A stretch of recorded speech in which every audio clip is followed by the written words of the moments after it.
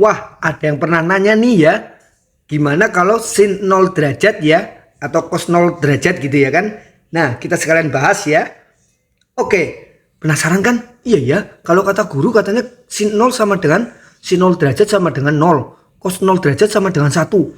Dari mana itu ya? Nah, yuk kita bahas yuk. Tapi sebelumnya, buat kalian yang belum follow, ya follow dulu lah. Ya ini penting banget nih, akun ini menarik-menarik ya. Nah, pokoknya follow dulu buat yang belum follow. Kalau yang sudah follow nanti bantu share-share ya.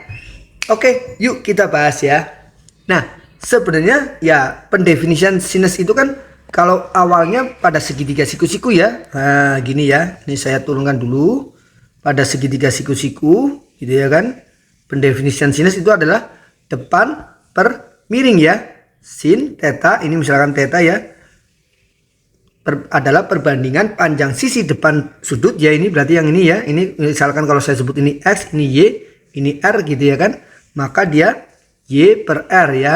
Sedangkan cos samping sudut per miring ya. Nah ini berarti X per R ya.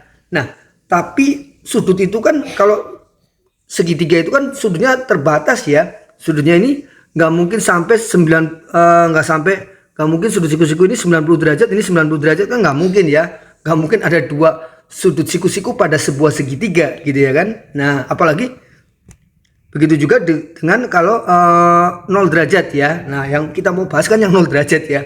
Nggak ada segitiga yang sudutnya 0 derajat gini ya. Gitu ya kan. Itu garis ya kan. Nah kemudian ya apalagi kalau misalnya yang 270 derajat gitu ya dan lain sebagainya, yang lebih dari 180 derajat lebih, wah lebih nggak ada lagi tuh segitiga yang seperti itu ya kan ya. Nah nggak ada segitiga yang punya sudut dalam lebih dari 180 derajat ya.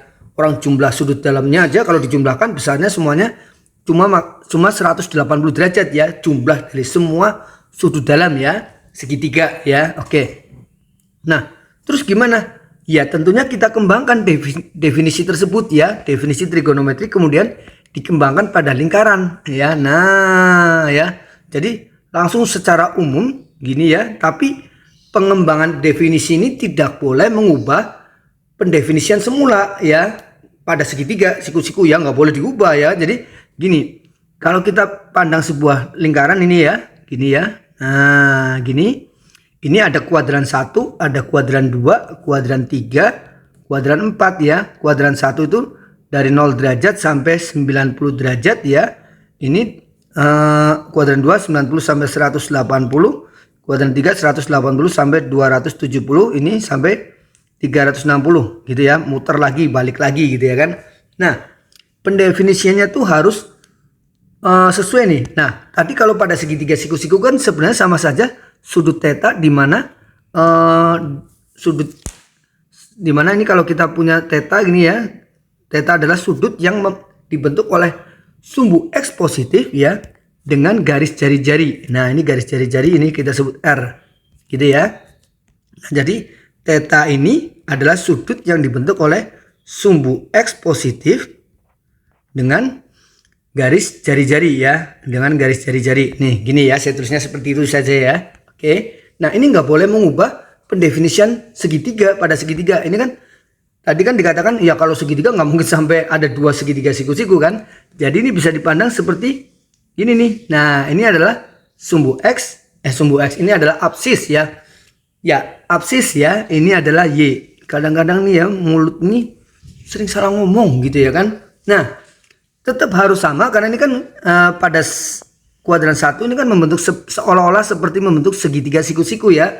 Berarti tetap harus sin theta ya didefinisikan ya biar tetap sama dengan pendefinisian pada segitiga siku-siku. Depan per miring, depannya tuh yang mana? Depannya kan yang ini nih. Ini panjang ini kan berarti Y ya. Nah, makanya di sini didefinisikan Y-nya di sini adalah ordinat. Ordinat ya dibanding dengan panjang jari-jari. Saya tulis seperti ini ya. Oke. Nah, kalau cos gimana? Ya, cos theta ini ordinat berarti adalah nilai Y-nya ya, Y per R ya. Nah, kalau cos theta adalah samping per miring, berarti yang ini kan. Nah, ini kan X panjangnya X ya. Nah, berarti kalau lingkaran ini berarti absis. Absis per panjang jari-jari ya. Nah, jadi tidak menyalahi aturan ya, dengan tidak menyalahi pendefinisian yang sebelumnya ada pada segitiga siku-siku ya. Jadi tetap sama ini, baik itu pada segitiga siku-siku maupun pada lingkaran, khususnya untuk yang lingkaran di kuadran 1. Lupa kalau kuadran 2 nanti dulu, yang ini dulu ya. Nah, oke. Sampai sini paham?